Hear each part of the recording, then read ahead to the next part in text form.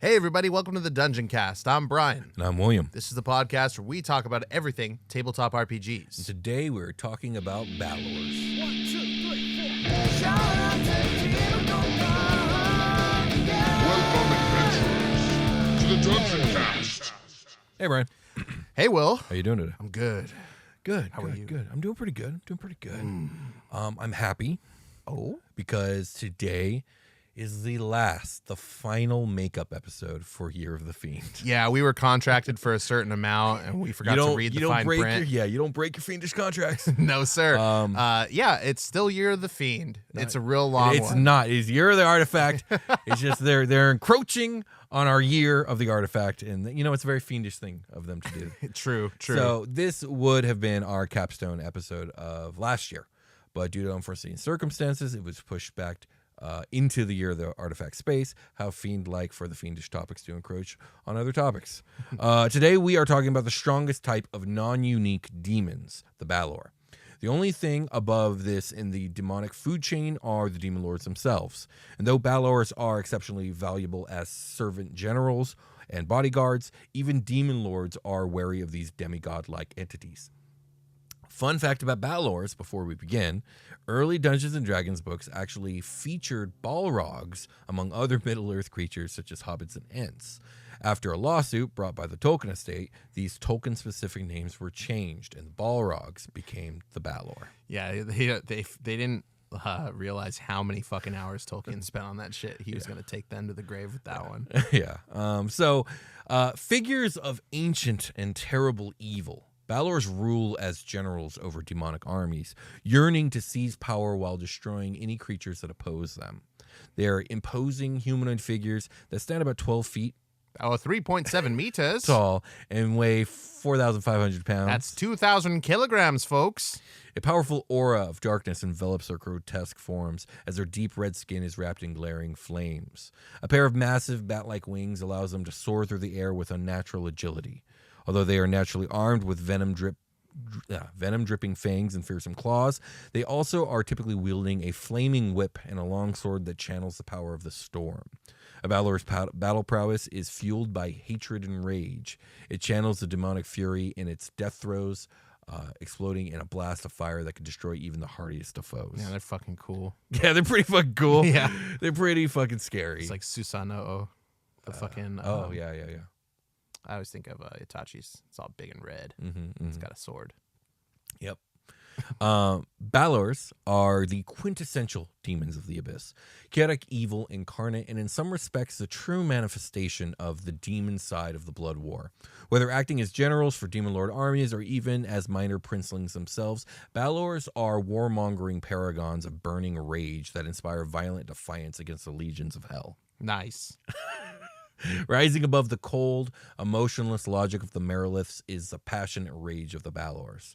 Driven by an overwhelming and primal urge to do battle, Balors constantly strive to increase their own power and prestige, all while sowing chaos, terror, and misery for others. They are creatures drunk on their own power, caught within the spell of their own overpowering fervor. From the highest points of conceit to the lowest levels of self-hatred, constantly pushing themselves to unleash their emotions and obtain a release that they will never find. Balors wear t-shirts that say I love hell. Like I love New York t-shirts. Well, it'll be I love the abyss, but yeah. Oh, wait. Balors are not devils, they're demons. What? Hold Yes. Yes. They're chaos. They're chaos incarnate. on. Oh, yeah. Wait. We did How did I pit fiends. It happens. There is a lot of similarity between the two. Oh, yeah. They're like exploding in fire and stuff, but you did totally read it all about Abyss and Chaos. Yep. Whoops. But yes, I definitely say I love the abyss. I love the Abyss. Oh, this makes them fucking cooler now to me. For sure. There was a time when many believed that there were only 24 Balors within the abyss. Perhaps this was thought to be so in reflection of the fact that there are reportedly only 24 solar angels in existence. Regardless of the reasoning, it was wishful thinking, as 24 was merely the number that were known at that point of time. Now it is known that Balors rise from the ranks of lower demons at a rate high enough to increase Balor population, even with the eternal conflict of the blood war culling some of their numbers. So there's not like a 1,000 year. What is it? 1,000 days? 1,001 days of. Yeah, it was 1,001 days of like torture and agony. Yeah, to become like A the Balor. upper rank, or No, not for these guys. Yeah, they just what? Are we getting into that later? Like, You know, I don't remember reading the specifics about it, but maybe it. I wrote this script a very long time ago, Brian, so I don't remember. Okay, But if it's not covered, we will muse upon it. I see. Okay. Excellent. So rather than stay within a specific territory, most Balors roam the abyss, gathering soldiers to create their armies, giving them commands in their battles against the devils or other Balors, and attempting to amass enough power and influence to conquer an abyssal layer and transcend to the status of and form of a demon lord. That's how demon lords are born. A Balor conquers an entire layer all by themselves, and now they become a demon lord. I see. Okay. Yeah. So Balors are the very heart of the blood war. Their wrathful devotion, an awesome inspiration that rouses furious bloodlust in their inferiors. A display that the logical moves of the Meriliths could never hope to match. Thus, though your typical demon horde is led by a Merilith, Balors command armies of multiple hordes, much to the Meriliths' chagrin. Yeah. Because of how integral Balors are to the structure of demon society, as well as being the major reason demonkind has managed to remain orderly enough to conduct themselves effectively in the blood war, some scholars consider Balors to be part of the Abyss's immune system against hell. Ooh, okay. That's a cool way to look at demons it. they're super chaotic. I mean, they're chaotic incarnate. The fact that they've managed to be organized enough to, go up against the most organized, effective army in the cosmos, I could kind of see this. It's all scramble tactics. Yeah. I like imagining these guys as Lokis, like all the different variants. They all Okay, kind of yeah, look sure, the same, sure. but they're just slightly different. That's really funny. One of I them's like wearing that. a fucking suit, but Yeah. the tie's not on. Other dudes are wearing high cut jean shorts. That's hilarious. So their relationship with other demons is complicated due to the position and views of the Balors. So Glabrazoos. These are four-armed, lobster-clawed, dog-faced, high-level demons. Are favored by Balors due to their corrupting influence and use of temptation against mortals. Meriliths, and I don't need to explain Meriliths. They're one of the more iconic demons. But the big snaky multi-armed ladies. Exactly, yeah. And now Fishnees, those are like the warthog demons. Okay. View Balors as unnecessary figures only in command due to their power, and that their greater intelligence and tactical skills are not only superior, but are the real reason that the Abyss, is able to hold its own against. Yeah, they're like, that guy's just bigger than me. Yeah, exactly. Okay. Now, Fishnees in particular take every opportunity to undermine the blood war and embarrass their Balor masters rather than directly challenge their authority.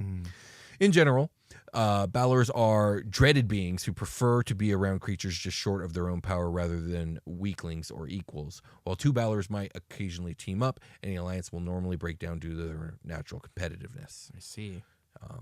On the other hand, beings more powerful than the Balor do exist, though they are both rare and specialty type demons, you could call them. One such being are the Mali Dei or the Mali Deus, depending on plural or singular. Okay. Mali Dei are powerful two-headed demons that exist in a strange place outside of the regular abyssal hierarchy. Feared even more than the Balors, they serve both as intermediaries and enforcers for their respective demon lords.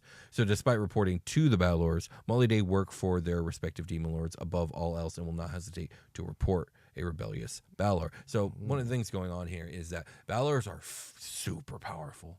They're so powerful, demon lords are nervous around them. The big dogs have more than a few, but there's this tensity between the relationship of I'm so powerful that I overpower you and you serve me, but you're so powerful, I got to be careful because if you gain just enough more, you could usurp me. Right, and a couple of you in the room is a big deal to me. Exactly. Yeah. So demon lords go out of their way to create these super specialty types that are very loyal to them in order to kind of have like assassination triggers they can snap because this Balor is getting a little uppity. I see. Yeah. Okay. Contingency. Mm-hmm.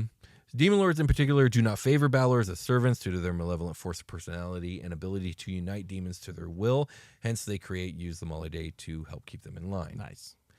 Despite the raw fury and hatred of a Balor, they are still highly intelligent beings capable of concocting vile schemes.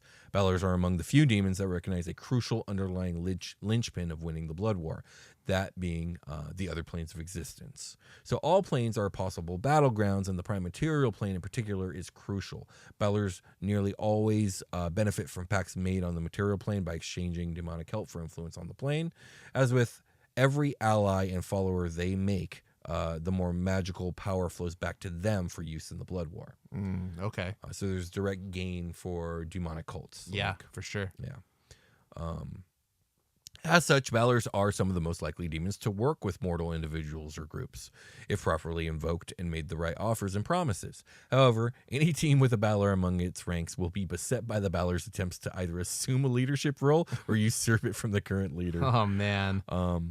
Balors are beings of flame and cinders, constantly exuding fire too hot for most to bear, being immune to fire themselves, and exploding into spectacularly deadly infernos that destroy everything nearby upon death.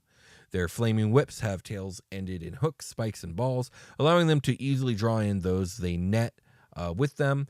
Balors are able to summon hordes of dretches, other weak demons, or smaller numbers of more powerful ones. To add to all this, Balors that bother to learn wizardry can become powerful archmages capable of bringing great devastation with their magic. And these things are beasts. Like, what a cool weapon against, like, fire shit, you know? Like, send them in on the Blood War plane to, like, just sort of soak up fire damage. Yeah, absolutely. It's neat. Yeah, no, these are endgame bosses or, like, super high level, like, things that you have to deal with. But before we get into more, let's take a short rest. Okay.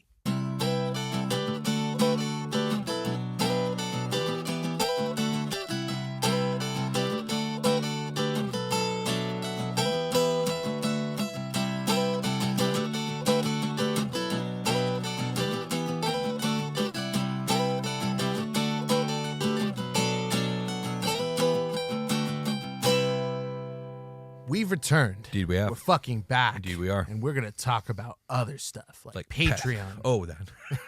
Patreon. There we go. And Pathfinder after. Patreon.com/thedungeoncast. It's a place that has these episodes early and free. Or not free, but that's the point of Patreon. It's not free. I suppose that's true. Early and ad-free. Early and ad-free. Yeah, this show will always be free, but we do monetize it with ads. And we don't control what those ads are. Yeah. Yeah. I mean, there's other cool stuff on the Patreon. You can control what those ads are, and just the ones that we do, like in the recording, like this one. Indeed. But yeah, check out patreon.com/Dungeoncast if you want to support us. It really helps a lot, and there's a lot of cool stuff there. We're going to be doing shout-outs at the end of this episode for patrons that have come in the last probably like 2 months. And let me just give a very preemptive woo. You ready to talk about Balors? Yeah. Okay. Let's talk about Balors. So Pathfinder also has Balors. You've become Path Daddy. Indeed I have. Like the fucking Yugi Moto when he activates his Millennium Puzzle. Yes, exactly. Very much so. Yeah. My voice is deeper now. Your balls have dropped. Hey. You've activated my trap card. Puberty. So if a monster we're talking about in D&D has a counterpart worth talking about in Pathfinder, we're gonna now. Yeah. And I think you guys are gonna like it because this lore is fucking wild a lot of the time that I've been reading. Hope you're happy, wizards. This is what you've done to us. All right, so Pathfinder also has Balors. They're very similar, but have enough differences to talk about. Sometimes known as fire demons, the dreaded Balors are the most powerful of the demons of the abyss, aside from the demon lords, of course. Yes, Pathfinder also has demon lords. Cool. In Pathfinder, demons are usually associated with a particular sin or sins. In this case, Balors are associated with all the sins, taken to very, very great excess, because they're the ultimate demons. Yes, cool. They have absorbed all the sins. Oh, so strong. So strong. They have a similar appearance to their D&D counterparts. The epitome of demon kind, a Balor demon appears as a tall, horned pillar of flesh and fire. A typical specimen is 14 feet in height and weighs 4,500 pounds. That's identical to the D&D one. As with most demons, Balors are created from mortal souls. However, while one evil soul can create several lesser demons, it usually takes the souls of several powerful villains to generate a single Balor. So unlike D&D, where a mortal soul usually has to be transformed into a manus and then must claw its way up the demonic hierarchy, Pathfinder has a secondary way of demonic birth, that of ritual transformation of a mortal soul. Oh, I was gonna say like tub birth, like a water birth. Yeah, this is like the water birthing of demons. So the forbidden and blasphemous rituals of demonic transformation can be found only in the rarest of tomes. A rare few demons, ranging from lowly quasits up to the mightiest Balors, know these rituals and can teach them as well, though they guard this knowledge closely, offering it only to those they deem deserving of the lore. The process requires 4 rituals. Okay, just like a water bath. So this is one of those. This is good. Okay. So this isn't going to be as bad as the Zuckmoy episode, which is, if you haven't listened to that episode, that's a fucking legendary Dungeoncast episode. It's been a while because the rituals that I go through on that were written in Dungeon Magazine or Dragon Magazine are fucking wild. God, we could do a podcast just about Dragon Magazine. Oh, we could absolutely. Yeah, that'd be fucking So, hilarious. if you are familiar with that episode, this episode is not going to be that crazy because that episode is probably the craziest episode we ever I recorded. remember the old Demon Lord episodes being fucking off the chain Yes, wild, like the yes. Inagu episode. Yes. That was off the chain. Yes. That being said, this shit's fucking wild. Let's get into it. Okay. The first ritual is the easiest and requires nothing more than for the user's alignment to become chaotic evil. By undertaking acts of vile and destructive nature, the mortal consigns their soul to the abyss even if they never finish the second and third rituals. The mortal must then select a demon lord at this point to serve as a demonic patron. So that's ritual number 1. Okay. Just go be fucking evil. Yeah. Like super evil. Super fucking evil. Got The it. second ritual requires many more months of debased acts and vile plots. But at some point during the second year, the mortal must contact their chosen demonic patron. Once contact is made, the demonic patron must be told of the mortal's desire to become a demon. At some point thereafter, but before a year has passed, the mortal must offer a significant sacrifice to their demonic patron as a burnt offering in a temple consecrated to the demon lord. This offering can be either living or dead. In either case, the burnt offerings must be of someone that is related to the mortal by blood or family. We're Okay. getting a little crazy. That's wild. Third ritual. At some point after that, the mortal must contact their demon lord. The demon then sends the mortal a vision of a task that must be completed, such as freeing a bound evil outsider from a material plane prison or assassinating a powerful cleric of a good religion. This task is typically one of significance to the demon lord, and in many cases one that the mortal has no hope of completing until they grow much more powerful. There's no time limit for how long the mortal has to complete this task, but they must maintain their weekly devotions to their demon lord in the time that passes in the form of regular worship and continued atrocities in the demon lord's name. Like, you got to get that weekly quota in. Yeah. You need to fucking graffiti stamp the location of your evil after each deed Absolutely. with the demon lord's name. Additional Like burnt- I do. Yes, exactly. Additional burnt offerings to the demon lord, betrayals of allies, and assaults on innocents are popular choices. Once the assigned task is completed, the mortal must then perform another ritual in honor of their demonic lord, a sacrifice consisting of no less than a dozen non-evil intelligent creatures offered in the course of no more than a single week. The successful end of this ritual transforms the practitioner into what is called a half-fiend. Okay. You're halfway there. I can feel it getting close. You want to go assault some innocents with me? It's a popular choice. Finally, It's real easy. There's innocents everywhere. Finally, for the fourth ritual, the mortal's demon lord grants no vision or advice to begin this ritual. The mortal must take it upon themselves to honor their demon lord in a manner appropriate to that demon lord's interests and areas of concern. So you got to really know your demon lord. Once every year, on the anniversary of the day the mortal completed the third ritual, they must perform a special ceremony that recounts their accomplishments over the past year and culminates in a significant sacrifice, usually consisting of a sacrifice of an important member of an enemy faith or of an angel. Success results in the final transformation into a full-fledged demon. I finally caught one of them angels. Time to die. And that's how you become a demon in Pathfinder. Pathfinder, know your demon lord. Indeed. So back to Pathfinder Balors. Excuse me. Most Balors act as the main generals of the various demon lords, leading vast armies of demons into battle on behalf of their masters. They are content to let their minions fight on their behalf, but relish the prospect of personal combat when challenged directly. Some unusually powerful Balors do not have a demon lord for a master. Instead, these so-called Balor lords rule in their own right. Only a true demon lord can command an entire abyssal realm, but the greatest of the Balor lords rule up to half of a realm. Okay. Which is actually very impressive. Balor lords are equivalent in might to nascent demon lords and have abilities above and beyond those of ordinary Balors. Some can heal themselves by slaying living creatures. Others have additional spell-like abilities, and perhaps the most feared of all can inhale the souls of nearby living creatures, killing the victim and transforming its corpse into a succubus or shadow demon. Oh my gosh, cool. Yeah, it's pretty wild. Also reminds me of Adventure Time when what's his name? Marceline's dad. I don't know. Something Aberdeen. He arrives and he just starts sucking everyone's soul out. Yeah, it's a good episode. Cool. I love Adventure Time. Anyways, like most demons, Balors usually live in the abyss. It takes powerful magic to summon a Balor to the material plane, and is not to be done lightly. A Balor views any period of enforced servitude, however short or stress-free, to be a personal affront and goes on to any length to avenge itself. Okay. Speaking of Adventure Time and evil shit, I have a character in a game that based their trickster cleric off of the deer with the fingers. Oh, yeah, that's good. That deer is evil and scary. Super evil. It's super scary. Super weird. Yeah. I've seen Lemongrab do some shit, but I know that guy gets it down.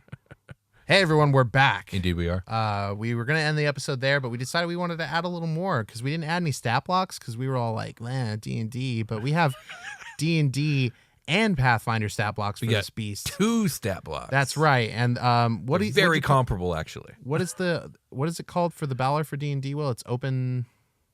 Huh? The SRD. What is it? Oh, you're talking about Archives of Nephis? Creative Commons. Was that it? Oh, no, I'm talking about the Balor for D&D. The Balor for D&D, yes, is part of the SRD. So this is free Okay. to use. You don't have to buy anything to use this Balor. It's just look it up on the interwebs. That's right, which is important to us now. Yeah. So, okay. So, the Balor is a huge fiend, demon, chaotic evil with an armor class of 19 natty. It's got HP of 262. That's 21d12 plus 12, plus 126. That's a lot of HP. It can fly for 40 feet. It can fly better than it can walk. Or no, yeah, walks for 40 feet and flies for 80 feet. Yeah. That's what it is. Mm-hmm. We have a strength of 26, that's strong. plus 8, Mm-hmm. dex of 15, that's plus 2, con of 22, that's plus 6, intelligence of 20, that's plus 5, wisdom of 16, that's plus 3, and charisma of 22, that's plus 6.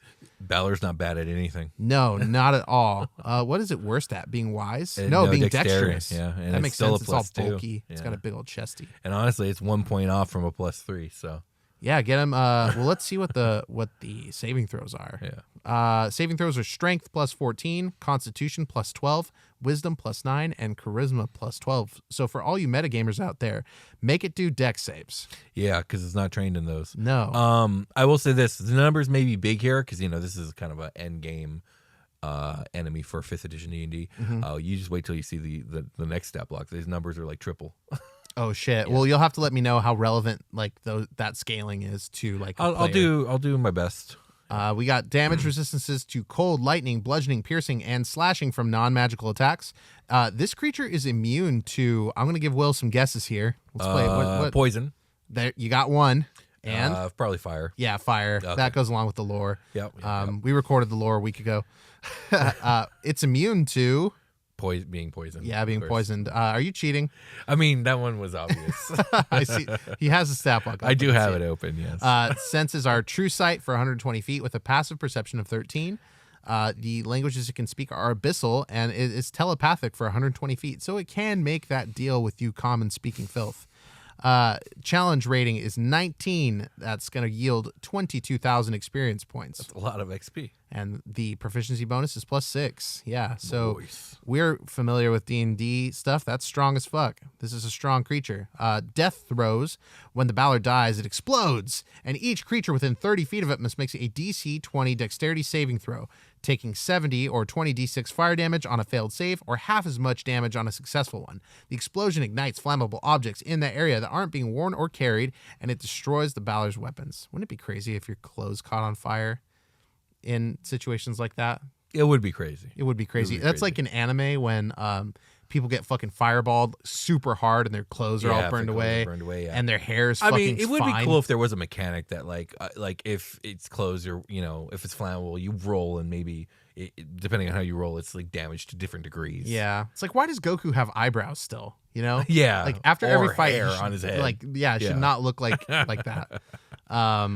Fire aura. At the start of each of the Balor's turns, each creature within 5 feet of it takes 10 or 3. That's 3d6 fire damage. And flammable objects in the aura that aren't being worn or carried ignite. A creature that touches the Balor or hits it with a melee attack, while within 5 feet of it, takes 10 or 3d6 fire damage. You know me. I love a good aura. That's good aura. Yeah, I like the idea of like flammable. You should have flammable things in the area to describe as it, puts off fire, as things are igniting all around. So I understand the mechanics behind, and they do this all the time. It's not just with the Balor. I understand the mechanics of if an object is being worn or held, it's not affected. Mm-hmm. But like, speaking in real world physics, how does that work? Like, why is it that if you're wearing, like, if I were wearing a dress of nothing but parchment, how is it that I could stand in this thing's flames and my parchment does not burn? Yeah, I mean, know? like, we have to look at the other side. Is like, you wouldn't be wearing a dress of parchment. No, likely, you wouldn't. You definitely wouldn't. But fabric does. Yeah, wizards wear robes. Yeah, a wizard's clothes should burn, like, in these situations, and right? if you're fighting a Balor at the appropriate level, like, your equipment should be magical, and like, to me, like, that's the thing. It should be that it burns anything unless magical. Right, That makes sense. yeah. Because like commoners, this thing running through a village, like, everything's gonna be burned. Exactly. Yeah. Yeah. Everyone should be naked. Yes, everyone should be butt naked, running for their lives. I think I think that's it, right? Because if it's on fire, it's going to do extra damage to you. It's going to do like a D4 of fire damage or D6 of fire damage. I usually D6 is what I see. Yeah, so like, you're going to take extra damage if all your clothes catch on fire, and they don't want to put any more damage onto it than what it's already doing, because that would throw off the balance of the creature probably. Maybe. Also, it'd make everybody naked, and that's uncomfortable. I mean, that's some session 0 it is stuff. a chaotic evil monster. All right, guys, in this game, there's going to be a lot of fire monsters, so you guys are we're going to have clothes burn realistically in this game. I want you guys to know that. And there won't be any artificers to fireproof your clothes for like a while, okay? So save money for clothes. I'm just going to tell you that ahead of time. You're going to go through so much wardrobe. They're going to get acided away, and if we don't have the mending spell on us, and you know what? I'm just going to say right now, it won't work for clothes that have been burned or acided away. Okay, I see. Is everybody cool with that? You're hilarious. Our safe word is pineapple bacon. Moving on. We have the magic resistance. The Balor has advantage on saving throws against spells and other magical effects, like its clothes burning away. And it has magic weapons. The Balor's weapon attacks are magical.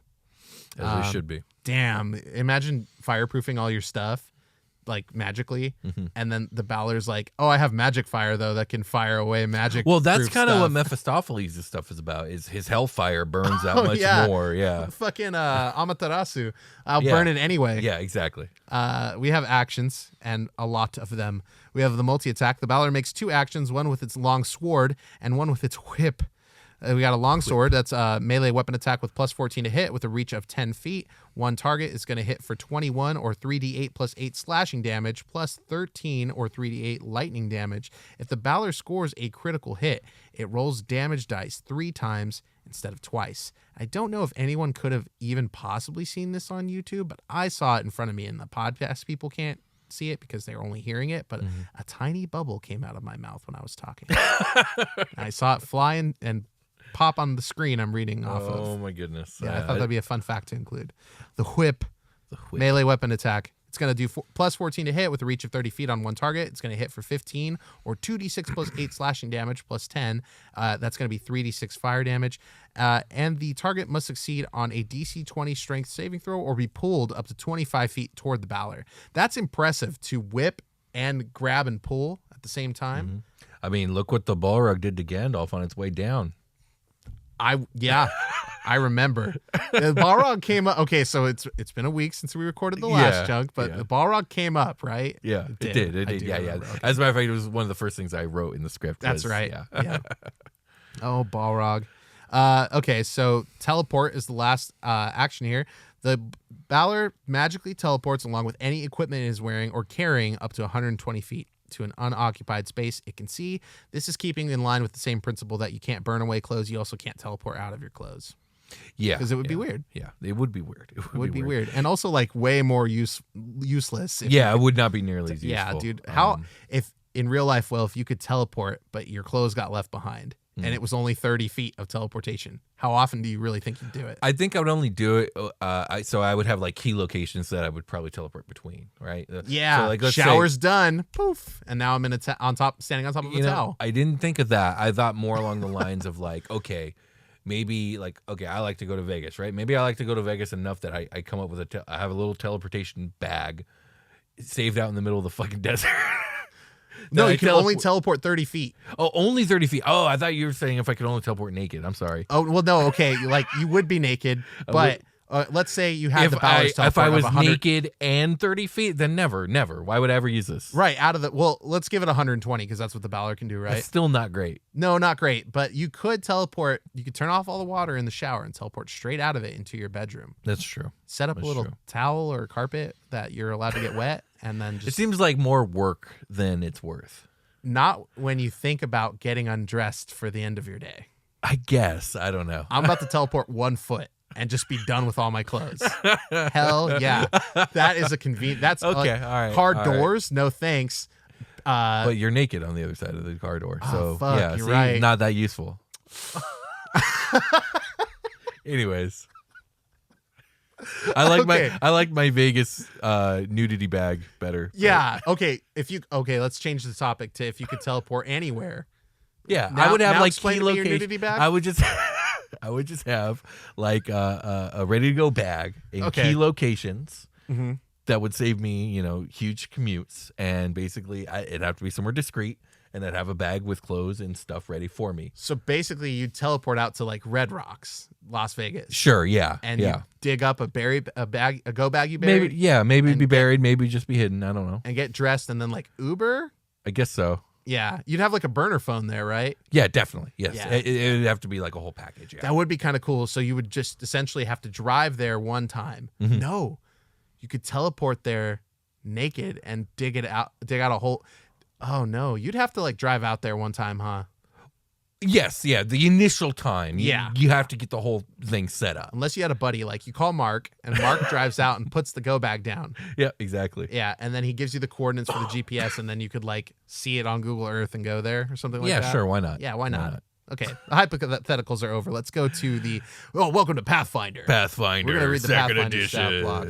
There is where the numbers are bigger. Yeah, the numbers are bigger and the fire is the same. Okay, so you sent me this link, Will. Yes. Should I start from the So it is a creature 20. Do you want to start there? creature 20? Which is essentially like its challenge rating. You need to say okay to that one. There we go. Oh, okay. Oh no, the ad of boobies is still there. I'm getting a weird ad. There's boobies on it. Sorry, everyone. Yeah, okay, this makes a lot more sense. I had ads up. Cool. Okay, we got a Balor who's a fire demon in Pathfinder 2nd edition. Balors are creature 20s. What does that mean, Will? That's essentially like their challenge rating. So when you're preparing combat in Pathfinder 2nd edition, you have like what is called like an XP. They have a word for it, but you have like a set amount of level that you can use for an encounter depending on how deadly you want it to be. Okay. And it's all based off your party's level. So like monsters that are equivalent to your party's level or within a 4-level range, they're worth X amount of XP. And then every increment, I believe it is of either 2 or 4 above or below your party's party level, you can use more creatures that are worth more or less XP. Interesting. So you'll notice like this creature's not worth a particular amount of XP because the amount of XP that they are worth is relative to the party that they're fighting. I see. Okay. Yeah. I'll try to remember that. I'll explain it in our running combat episode that we're going to do we for are this. we are coming out with some Pathfinder centric stuff to cover the basics. Let's see how much of this stuff should I read? Chaotic Evil, I assume. Yeah, it's a chaotic evil large demon fiend. It's a fiend. Nice. Yeah. That's cool. Those are all useful So tags. things that affect any of those taglines affect the Balor. Yeah, tags are important in a lot of other RPGs, which I really like about Yes. About other I things. first encountered keywords in 4th edition where they were very, very useful. and they use them in pretty much the exact same capacity here in Pathfinder 2nd Yeah, Edition. I think powered by uses tags, but it's keywords. They're all the same. Yeah.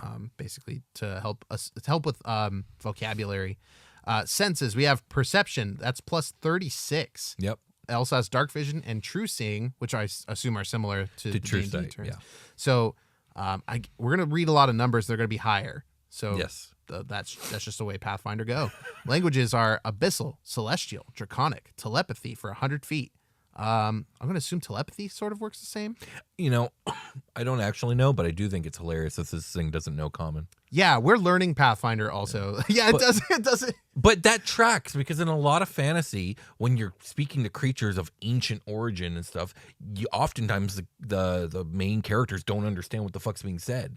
They're like, holy shit, like this celestial speaking to us, but like we don't know what it's saying, you know? Like, yeah, common's new. I'm not going to take Yeah, the time. Like exactly. you speak the OG language. Skills, we have acrobatics of plus 35, which seems a lot different than the D&D one.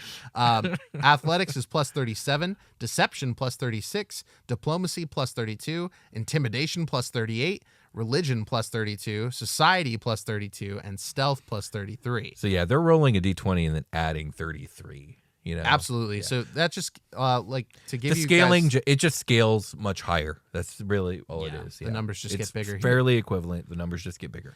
Yeah, to kind of break it down, these are the things it's good at, and it's about 35 good at all of these things, Exactly. which is a lot. It's yes. Its these are its basic scores. So its strength is plus 9, its dexterity is a plus 7, its constitution is a plus 9, intelligence is a plus 6, wisdom is a plus 6, and charisma is a plus 8. And if you listen to our Pathfinder episode, you'll know that like being trained in skills is probably what makes these numbers go up so high Yes. beyond their normal Yeah. scores. Yeah. Exactly. Like I guarantee you that the Balor is legendarily proficient at intimidation. There And you that's go. why it's a fucking 38. Yeah, and there were four categories for that, Yeah. right? Like trained, expert. There's trained, expert, master, and legendary. There you go. It's AC. Oh, it's items. It has a longsword on it, which you can manipulate, I'm sure. It's not the one it's actually using. It's just on its side. It's just a random longsword. Yeah. AC is 45. So high. That's really high, it Yeah. sounds like. Fortitude is plus 39. It just says fort, but It's fortitude, yes, right? yes. So in Pathfinder 2nd Edition, there are 3 types of saves. Rather than, having Dex or Intel or Charisma saves like you do in 5th Edition, you have 3 essential save defenses: Fortitude, Reflex, and Will. Yeah. And that saves me the question of asking what ref is. So reflex is plus 35, and its Williams are plus 34. It's got 34 Williams. God, that's a lot. That's 33 more than more the than show. me. Yeah, it's so true. It has a +1 status to all saves versus magic. You're like the Doctor Strange, like it's got all the Doctor Strange variants, like or This is Loki like- variants, like all the Marvel variants. Oh, this is my multiverse. These of are all your madness. variants. They help the Pathfinder Balor. Yep. All my chaotic evil. It's just throwing Multiversal Williams at you versions. like different Mortys. It's like, oh fuck, I've only got 40. I've only got 4 Williams left. I've thrown them all. I'm gonna lose this fight. HP is 480. Sounds like a lot. It does. Immunities. It's immune to fire. Not poison. Guess what? Poison is probably way more useful in this game. Yeah, I would probably. bet it is. Yeah.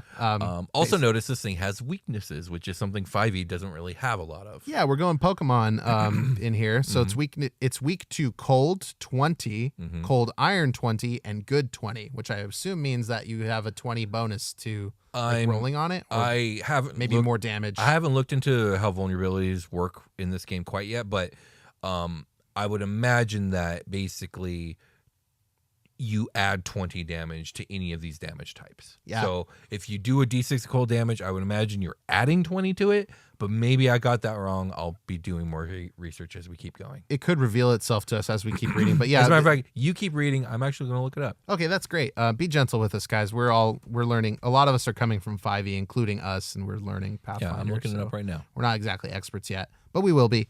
Aura of Flame. That's Aura, Divine, Evocation, and Fire are its tags, and its range is 20 feet. A foe that starts its turn in the aura takes 3d6 plus 20 fire damage, or 6d6 plus 20 fire damage if the Balor has grabbed or restrained it, which are similar in Pathfinder and 5e. A creature that hits a Balor with an unarmed strike takes 3d6 plus 10 fire damage, and weapons that hit a Balor take 3d6 plus 10 fire damage. So your weapons take damage, which I like. They can, yes. By the way, I did have it right. So when you're weak to something, whatever, like if you're weak 5 or weak 20, you just add that flat number to the damage. Fuck yeah. Kill your doubt. Will was right. Attack of opportunity. That's a reaction. That not all things get, but the Balor does. Yes, and we went over action economy in the Pathfinder episode. I actually prefer it. I would think. Yeah, it's actually so like kind of more I've like been doing a 4th lot edition, of reading, right? and it's one of the things people like the most because it makes combat more exciting. Yes, and that is my biggest complaint about 5th edition is that combat is boring, especially when you're making shows and you're putting it on mic. It can be. So long. Anyway, reaction. The Balor can use attack of opportunity when a creature within their reach uses a concentrate action in addition to its normal trigger. They can disrupt triggering concentrate actions, and they can disrupt actions on any hit, not just a critical hit. And by the way, their whip, which we haven't gotten to, it does have a reach of 20 feet. So that's a hell of a reach. Ooh. We've got death throws. That's gonna the tags on that are death, divine, evocation, and fire. When a Balor dies, their body explodes in a 100-foot aura of intense demonic flame. All creatures and objects in range take 16 d10 fire damage.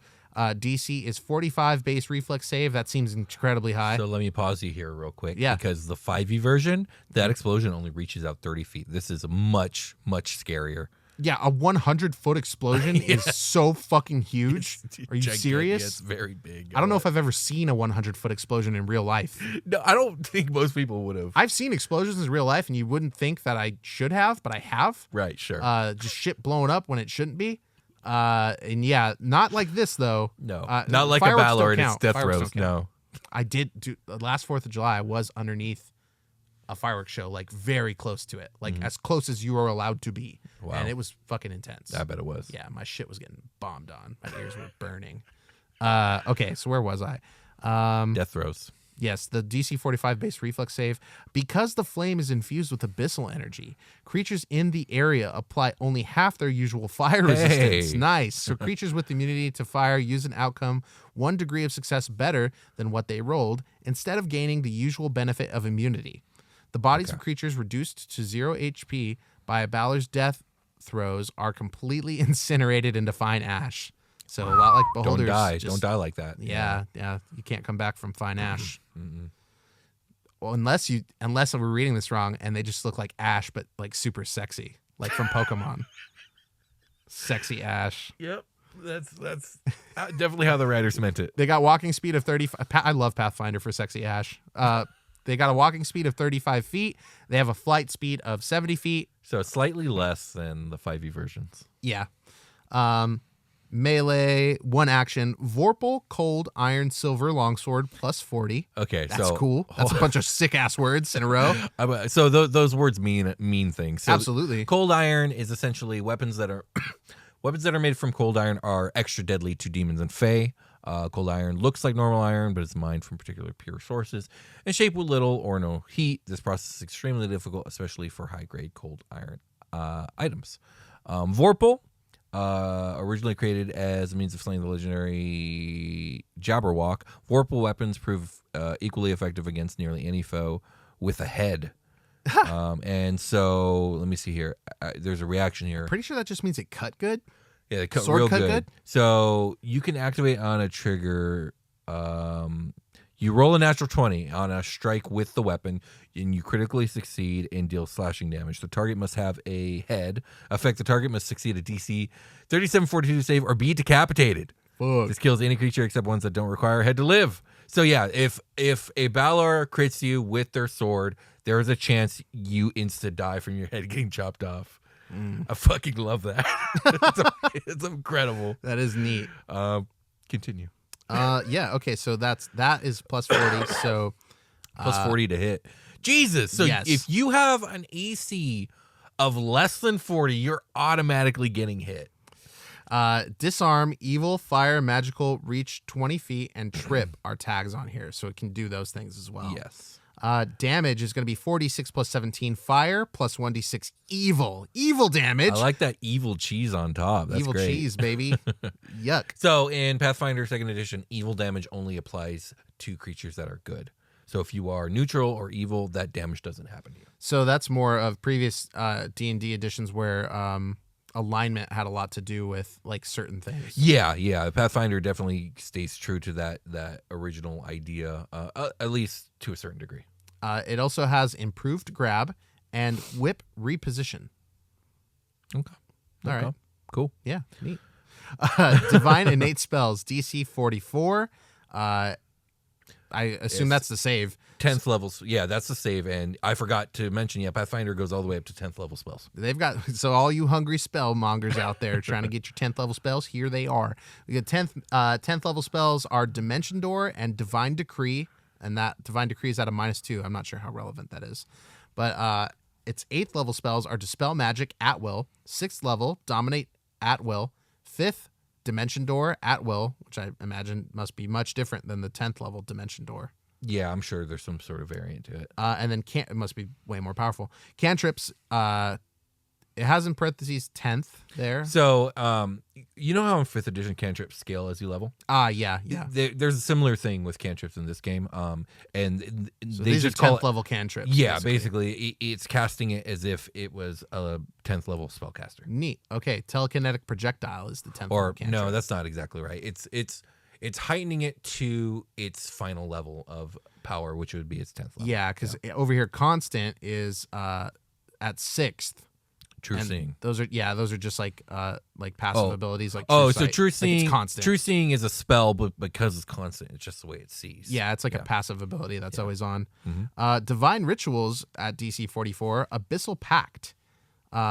Dimensional Dervish. A Balor can cast their 5th level innate Dimension Door with only a single action. Things in Pathfinder take multiple actions. Yeah, usually I'm sure that would take 2 or 3 actions. Nice. So Dispelling Strike is a free action. Frequency, once per round. Trigger, the Balor hits a creature, object, or spell effect with a weapon strike. Effect, the Balor casts an innate Dispel Magic on the target of the triggering strike. Okay, so now I'm going to smack you, but it'll dispel whatever you're fucking doing while it's at it. Yeah, that's pretty cool. Yeah, that's pretty cool. It can infuse weapons, which has the tags Divine and Evocation. Any weapon a Balor wields becomes a +3 major striking Vorpal weapon made of cold iron and silver while the demon holds it. Now, I know this sounds like a lot because it is. This is a really high-level creature. Yeah, and that's so super it can do a lot endgame. of things. Yes. So just let the Pathfinder wave take you. You'll hear all these words, and then the next time we talk about it, it'll be a lot easier. Yeah. For, I'm just talking to people that aren't familiar. Yeah. Obviously, we have Pathfinder fans that are already mad at us. A weapon that isn't eligible for the Vorpal rune doesn't gain its effects. The Balor can change its evil damage to chaotic whenever it attacks. The demon can conjure a whip made of flames with an interact action. This whip gains the same benefits as other weapons the Balor wields. So changing from that damage type from evil to chaotic is great because you got to remember that even in this world, demons and devils do not like each other. Nice. And so this is a way for it to switch its damage to be able to hurt devils that are lawful evil because chaotic damage will do damage to lawful creatures. That's cool, man. That's really cool. Yeah. Life Drinker, that's a free action. Tags are Divine, Healing, and Necromancy, or Necromancy, as the cultured people say. Trigger, the Balor kills a living creature that is at least 15th level. It's just going to suck that soul. Yep. Gotta suck that soul. Effect, the Balor drinks the triggering creature's life force and regains 10 D8 plus 80 hit points. I'm going to roll that right now. And it says the tag on that is non-sexual. It says non-sexual here. Gotcha. Okay. Yeah, it means like to try to kill, not to sexually. And then whip reposition. When the Balor grabs a creature with a whip strike, they can move the creature to any space in the whip's reach. The Balor can move without ending the grab as long as the creature remains within the whip's reach. The Balor can move the creature to any other space in the whip's reach with an interact action. All right, so I just drank the life of a creature and I regained 117 HP after I killed that creature. That action economy is super heavy. Wow, pretty good. And then that was a free action. Holy shit! They also, much like the D&D stat block, it also includes some lore at the bottom, which I'm sure we covered. We covered that already. Yeah. Okay, cool. So, what are your thoughts on the Balor? It seems super duper strong. I will say the Pathfinder one seems way stronger, right? Yeah, And it's not just the numbers. No, it seems like it can do a lot It of can different cut off things. your fucking head in the first round if it rolls right. Honestly, based off of the lore we read, it should be able to do that. Oh, yeah, Like, definitely. This type of Yeah, stuff. Like yeah. a lot of the stuff I'm seeing is horrifying. As And it should be. It should be. Yeah. Yeah. D&D 5e is really toned down compared to this. Yes, definitely. Um, And that's kind of 5e's reputation, which has its strengths in certain regards. Yes, it's a good intro game, I think. It's a good intro game. It's also good if you are running like a superhero style or heroic fantasy style game. Well, then 5e definitely is going to be a good fit. But if you wanted a little bit more grittiness or a little bit more danger or a little bit more challenge, then yeah, Pathfinder is definitely a way better fit. I'm sure the same things apply. Like we play systems for their rules, right? Yeah. And so if you want to use these rules, like that's why you chose Pathfinders for stuff like this. But I'm sure the same principle applies. If you think that something should be here that isn't, or something that is here shouldn't be here for your setting, it's probably fine to adjust it. Yeah, definitely. So do what you got to do out there. But here's what Pathfinder's giving you. So let's go ahead and take a long rest for reals. Indeed.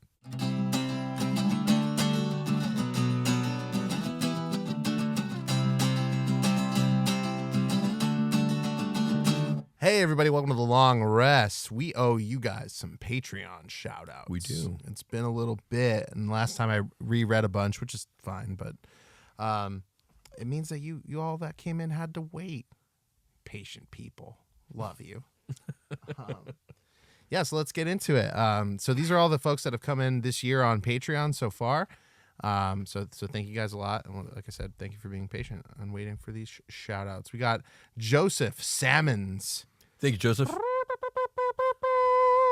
Annual subscriber, Joseph Salmons. Annual subscriber. Yes. Cole Claiboon. Thank you, Cole. Schlaboun. Wow. CHLE. Okay. Schlaboun. Thank you. Ricky F. Thank you, Riki. Thank Thank you, Ricky F. The Silver Ray. you, the Silver Ray. That's like Ray Romano, but he's all silver. Thank you, Silver Ray. Cameron Smith. Thank you, Cameron. Woo! Woo! Thank you, Cameron Smith. AJ Derwin. Thank you, AJ. Thank you, AJ Derwin. Jeremy Blackburn. Thank you, Jeremy. Thank you, Jeremy. Tom. Thank you, Tom. Thank you, Tom. Is that the guy we know? No, it's definitely not. I don't think. Okay. Tyler Perks. Thank you, Tyler. He's got more perks than his last name suggests now with his Patreon subscription. Way to go, Tyler. That's Good very, choice. very true. A fine choice.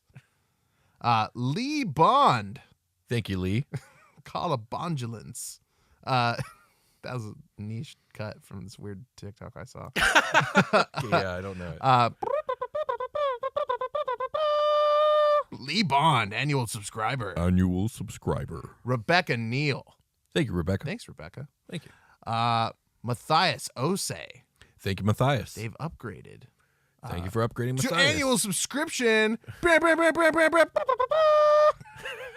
Annual subscriber. I did the wrong thing and transitioned halfway through it. They're from Norway. Cool. Suggested by the currency used to purchase their subscription. Okay, that's super cool. Excellent. Excellent. The Nords have come. The Vikings have arrived. Oh, we got Joel Lima doing an upgrade. Thank Joel you, Joel. Lima.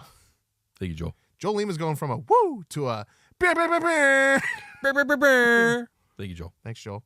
Dan the Man. Thank you, Dan the Man. Woo. Woo. Woo, Dan the Man.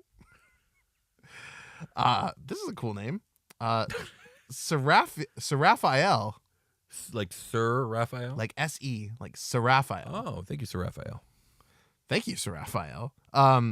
They've upgraded from a woo to a. That was a lot. Thank you. Thank you. That was a big annual. Annual subscriber. Oh my God. Excellent stuff. There's a fucking an awesome note that Monica left me at the bottom of this. It says, copy paste to the next page after reading or die. And I think I might have asked her to put that there so I would see that and remember to do it. Okay. Nice. So Or die. oh, yeah. Well, I times. hope you remember. This could be my last episode. Oh, no. Yeah, knowing me. Thank you guys so much for being a part of Patreon. I hope you guys are enjoying your bonus content. And, you get to participate in all kinds of cool stuff there. Will runs a newsletter and some polls.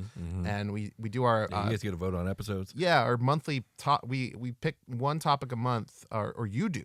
Yeah. Those on Patreon. And that's where our City of Sigil episode came from, which was very cool. And I think in 2 episodes from now, there's another Patreon topic. Yes, one. there is. Yeah. Yeah. Want me to announce it now? I Yeah, can. yeah. It's our personal DM tips and tricks. People want us to go over that, so we're gonna. We have a very cool special guest, and I Yes, don't want we to do. super promise anything because it Very hasn't special happened guest. yet, but it's scheduled and should happen. Yes. So it'll be a really cool episode with Indeed. somebody that you guys probably are familiar with in the D&D or the RPG community. Indeed. And yeah, we have more bonus content coming down the way. Unhallowed is well on its way. We're recording episodes 4 and 5 very soon. We're starting the post-production of episode 1 very soon. I'm hoping to have Unhallowed season 1 finished recording by the end of June. And hopefully the episodes will then be coming in every 2 weeks starting in July. It's going to be really high-end stuff. It's going to be a very polished show. It's been a lot of fun recording it too. Even we were transitioning to Pathfinder in the middle of it, and I think it's gonna work out. Yeah, I think it's gonna work out just fine. My new fascination with Dungeon Crawl Classics is really pushing me to try and do a level 0 party funnel with the squad and try and get that on a Patreon. But we'll see what happens. I want to try and do a lot, but time. We are all beholden to it. That bastard. Omega was well underway and is now like we kind of have to rethink some things with the transition out of 5e to Cypher. Got to reimagine Cypher's some stuff. very cool, but it It kind of leaves. I was reviewing my overview of the story and was like, well, this show's writing kind of is what it is because of D&D in a lot of ways. So I've got to change the tone of that, and that kind of like it's making me rethink some things, and not about the story so much, but about the structure of the show. So since we'd already started recording it, it's so messy. It's so messy that I just kind of want to like wipe it up real quick and start again. So that kind of got put on the back burner for like a second while we learn the Cypher system. So those things will still be happening though. And pretty soon I've got some deadlines coming up for my reading that should aid me in getting going on that again. So thanks for all your support. Thank you to everyone who's left a like, comment, and subscribe on YouTube. Thank you to everybody that leaves Apple iTunes reviews, Apple Podcast reviews, I guess is what they're called now, Spotify reviews, or reviewing us on any level, on any platform that you listen to the show on. And thank you for recommending us to your friends or people that you don't like, that you want to have good content in their lives. Either way, it's fine. Thanks for telling people about the show. I am going to start doing, I think I should have talked to Will about this before, again, 2 episodes in a row now, but we want to start our YouTube channel got remonetized. Yeah. We're back, baby. Yeah, we are back. That was weird. Almost took a year. Yeah. It was a was strange 10 months. Yes, it was. So because of that, I think we should start doing more stuff for YouTube subscribers, like in the long rest, reading YouTube comments. I think would be a cool thing. YouTube comments from episodes in the previous recording batch that we thought were cool that we could like address. I'm super into that. And then I've got like this big jar of dice that I want people to guess how many are in them.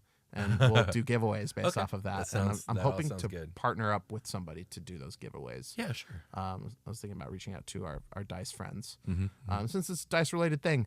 So that'll be fun. Little visual cues for you guys to help promote YouTube, which is making money again, which is nice. So Very thanks. nice, yeah. Also, if you are watching on YouTube and the ads got crazy, like, because that's happened to us before, YouTube just sort of slaps them down at like a breakneck pace, like every 5 minutes, and that wasn't us. Yeah, it's not us, and it's hard to deal with that. Also, it's just become also the norm now. Right. Like yeah. I don't know about you. I watch a lot of YouTube, and a lot of the YouTube that I watch is very long form. It's very 30 minutes, an hour, 2 hours, 3 hours, 4 hours.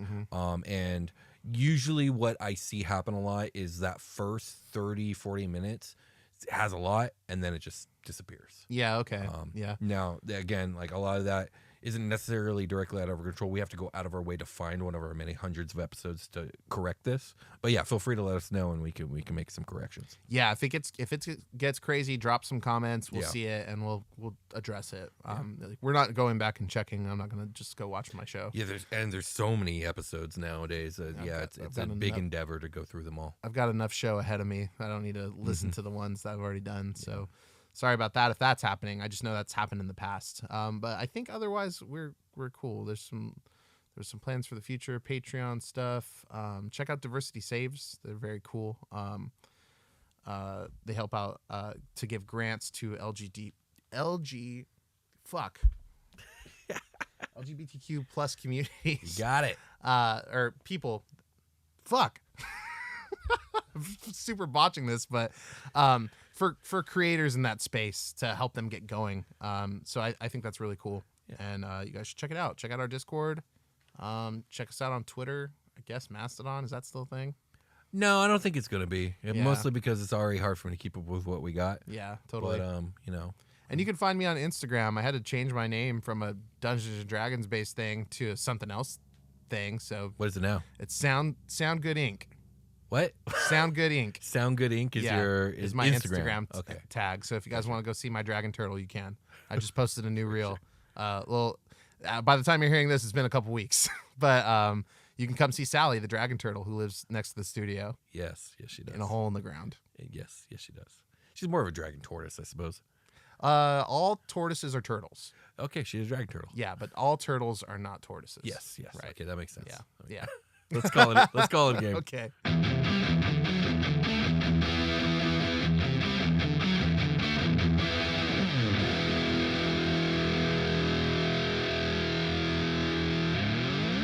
The Dungeoncast.